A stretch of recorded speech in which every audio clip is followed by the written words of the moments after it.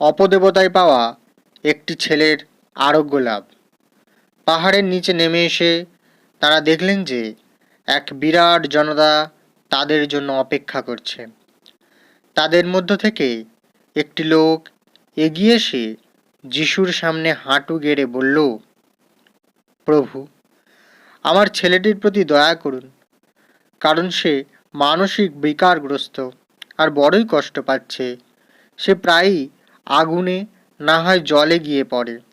তাকে আমি আপনার শিষ্যদের কাছে এনেছিলাম, কিন্তু তাঁরা তাকে সুস্থ করতে পারেননি। যিশু বললেন, ওহ অবিশ্বাসী ভ্রষ্টাচারীর দল, কতকাল আমি তোমাদের সঙ্গে থাকব? তাকে আমার কাছে নিয়ে এসো। ছেলেটির মধ্যে যে অপদেবতা ছিল, যিশু তখন তাকে ধমক দিলেন। ফলে ছেলেটির মধ্য থেকে সেই অপদেবতা বের হয়ে গেল, আর সঙ্গে সঙ্গে ছেলেটি সুস্থ হয়ে গেল। পরে একসময় শিষ্যরা একান্তে যিশুকে জিজ্ঞেস করলেন, আমরা কেন ওই অপদেবতাকে তাড়াতে পারিনি? যিশু তাদের বললেন, তোমাদের বিশ্বাস বড়ই কম, তাই পারোনি।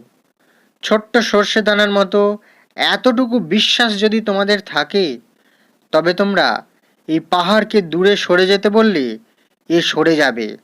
তোমাদের অসাধ্য কিছুই থাকবে না। প্রার্থনা ও উপবাস ছাড়া এই ধরনের অপদেবতারা বের হতে চায় না। জয় যিশু।